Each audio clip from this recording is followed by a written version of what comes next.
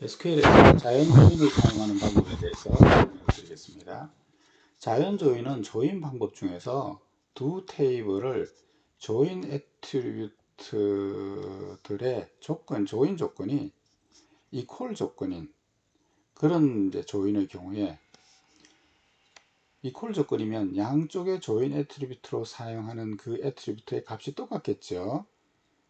그래서 예를 들어서 A, B, C 세 개의 애트리뷰트 CDE 세 개의 애트리뷰트 이렇게 되어 있는 두 테이블을 조인한다고 쳤을 때 이름이 같은 이 CC에 대해서 조인을 하면 조인 결과가 A, B, C 이쪽 테이블에 대한 결과하고 CDE 이쪽 테이블에 대한 결과하고 이렇게 합쳐서 결합된 테이블이 나오는데 이름도 같고 이 내용도 이퀄 조건이니까 같겠죠.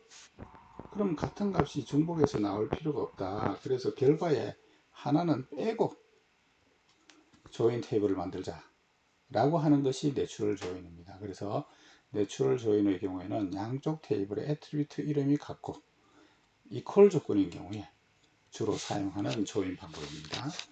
이 내추럴 조인을 어떻게 표시하느냐, 조인된 테이블은 from 절에 조인을 명시한다라고 그랬었죠. 자, from 절에 이제 조인된 테이블을 명시하는데 여기 보시면 테이블 이름이 하나 있고 내추럴 조인이라고 하고 테이블 이름이 있고 이렇게 하시게 되면 이제 내추럴 조인이 표시가 됩니다. 그런데 여러분들 기억하시는지 모르겠지만 employee 테이블은 이제 사원 테이블로서 뭐 사원의 first name, last name 뭐 이런 등등의 애트리뷰트에다가 사원의 소셜 시큐리티 번호 이게 기본 키였죠. 맨 끝에 가보시면 DNO라고 하는 각 사원이 근무하는 부서 번호를 나타내는 DNO가 있었어요. 근데 디파트먼트 테이블에서는 부서 번호를 나타내는 이름이 부서 테이블에서는 부서 번호를 나타내는 그 이름이 Dnumber라고 하는 이름으로 되어 있었어요. 이름이 서로 다르죠, 두 테이블에.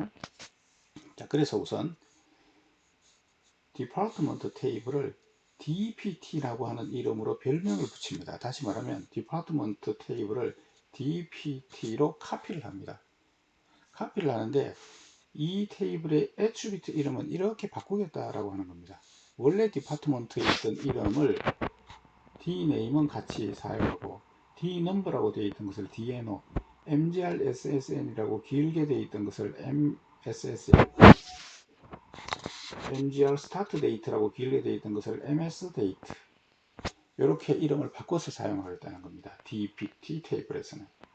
그래서 디파트먼트라는 테이블을 dpt라고 하는 이름으로 별명을 붙였는데, 다시 말하면 카피를 했는데 이 카피의 애트리뷰트 이름은 이렇게 바뀌었어요. 그러면 이 employee하고 dpt하고 조인하게 되면 이제 이 dno하고 이쪽에 이름이 같아졌죠. dno하고 이렇게 조인하면 되기 때문에 조인 조건에 어느 애트리뷰트하고 어느 애트리뷰트가 조인된다 명시할 필요가 없고 이퀄 조건이다 라고 하는 것도 명시할 필요가 없어요. 왜냐하면 내추럴 조인은 원래 이퀄 조건이기 때문에. 그래서 이렇게 간편하게 사용할 수 있도록 한 것이 내추럴 조인이고, 결과에는 양쪽에 DNO가 한 번만 나오는 거죠. 그래서 이 내추럴 조인에는 이 employee의 DNO하고 디파트먼트의 DNO, DPT의 DNO하고가 이퀄 조건으로 조인한다라고 하는 그것이 묵시적으로 포함되어 있습니다. 내추럴 조인 자체가 양쪽에 같은 이름의 애트리뷰트에 이퀄 조건으로 조인한다라고 하는 조인 방법이기 때문에 이 조건이 묵시적으로 포함되어 있다 이렇게 생각하시면 됩니다. 자, 다음으로는 아우터 조인이라고 하는 방법에 대해서 설명을 드리겠습니다. 이 아우터 조인이라고 하는 개념이 이제 도입되면서 일반 조인을 인너 조인이라고 부르기도 합니다. 인너 조인을 그냥 인너 조인 이렇게 그냥 부르면 되고, 이 그냥 조인 하게 되면 인너 조인을 얘기하는 거고, 아우터 조인은 아우터 조인 이렇게 부르면 되는데, 아우터 조인이라는 거하고 특별히 이렇게 대비시키기 위해서 인너 조인이라는 말을 따로 써도 됩니다. 조인 또는 인너 조인 이렇게 부르시면 됩니다. 우리가 일반적으로 알고 있는 조인 혹은 인너 조인은 양쪽 테이블에서 조인되는 애트리뷰트들의 값을 조건으로 조인을 합니다. 예를 들어서 A, B, C 세 개의 애트리뷰트, 이번에는 D, E, F라고 이렇게 봅시다. D, E, F 이렇게 세 개의 애트리뷰트 이렇게 돼 있을 때 이 C하고 D하고의 값이 일반 조인의 경우에는 이퀄도 되고 not 이퀄도 되고 크다 작다 어떤 비교도 되죠. 일단 편의상 이퀄이라고 생각해 봅시다. 이 C와 D를 조건으로 조인을 한다고 합시다. 그러면 이 터플 C 값하고 조인 조건을 만족하는 매핑되는 이쪽 테이블의 D 값으로 있을 때 이 터플하고 이 터플하고 합쳐서 이렇게 이제 조인을 하죠. 그래서 이 조인 결과에는 항상 조인 조건을 만족하는 터플들의 짝만 이렇게 들어와 있습니다. 그런데 아우터 조인이라고 하는 것은 뭐냐면 얘하고 짝이 맞는 터플이 여기 없어요. 얘하고 짝이 맞는 게 없어요. 이런 경우에 결과에 포함이 안 되죠. 결과에 포함이 안 되니까 조인의 결과만 보면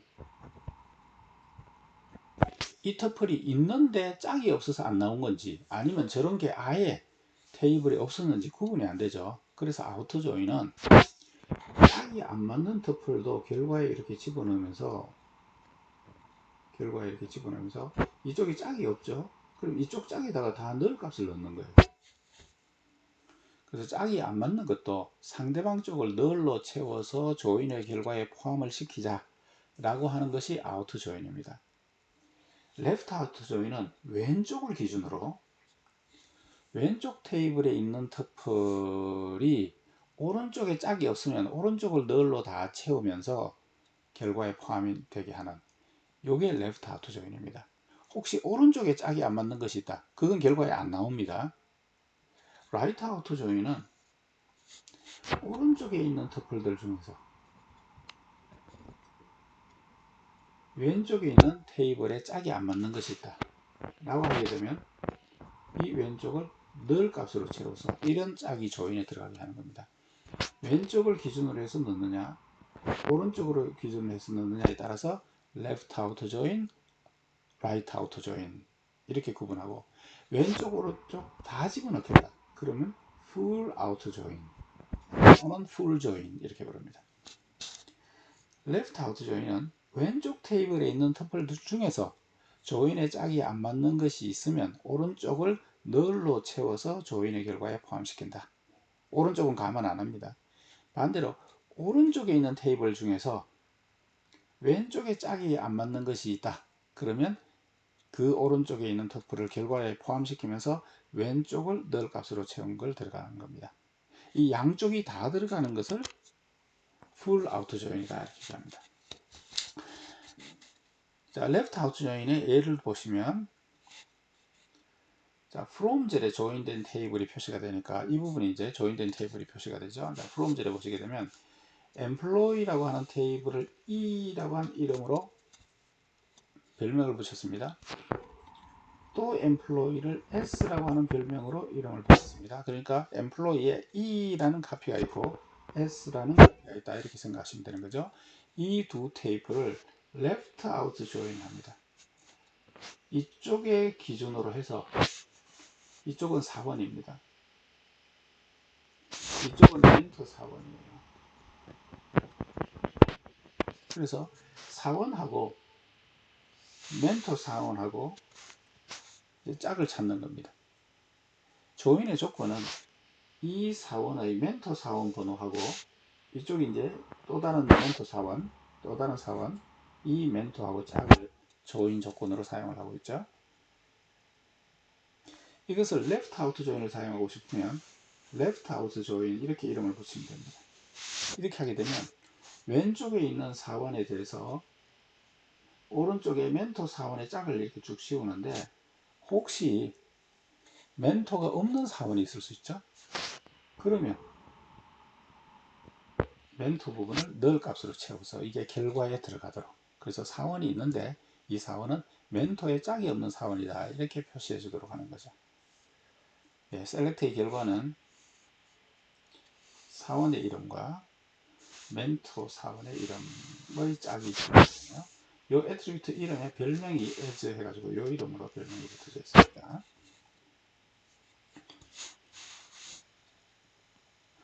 예, 이것은 이제 일반 SQL 표준에서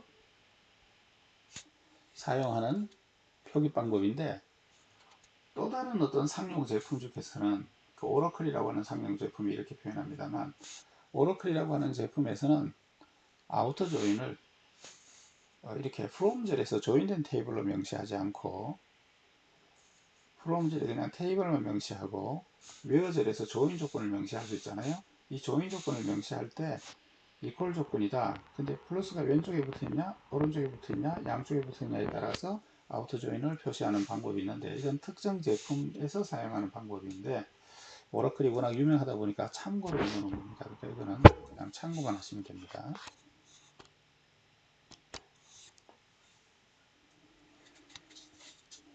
혹시 조인이 여러 개 연속적으로 나올 경우, 예, 이것도 가능합니다. 여기 프롬젤에 보시게 되면 프로젝트하고 디파트먼트하고 테이블을 조인하는데 조인 조건이 여기 있습니다.